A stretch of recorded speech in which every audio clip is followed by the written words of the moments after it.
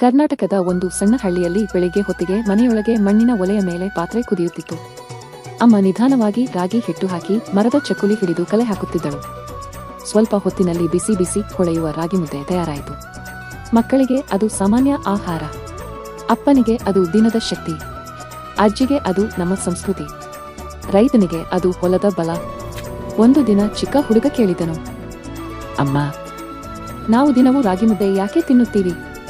ಅಮ್ಮ ನಕ್ಕು ಹೇಳಿದಳು, ಇದು ಊಟ ಮಾತ್ರ ಅಲ್ಲ ಕಣೋ, ಇದು ನಮ್ಮ ನೆಲ, ನಮ್ಮ ಬೆವರು, ನಮ್ಮ ಆರೋಗ್ಯ. ಮಳೆ ಕಡಿಮೆ ಬಂದರೂ ರಾಗಿ ಬೆಳೆದು ನಿಂತುಕೊಳ್ಳುತ್ತದೆ. ಹಾಗೆ ನಾವು ಕೂಡ ಜೀವನದಲ್ಲಿ ನಿಲ್ಲಬೇಕು.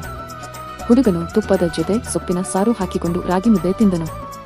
ಆ ದಿನದಿಂದ ಅವನಿಗೆ ಅದು ಕೇವಲ ಊಟ ಆಗಿರಲಿಲ್ಲ, ಅದು ಕರ್ನಾಟಕದ ಶಕ್ತಿ, ಅದು ಸರಳ ಬದುಕಿನ ಗೌರವ, ಅದು ಪೀಳಿಗೆಯ ಸಂಸ್ಕೃತಿ.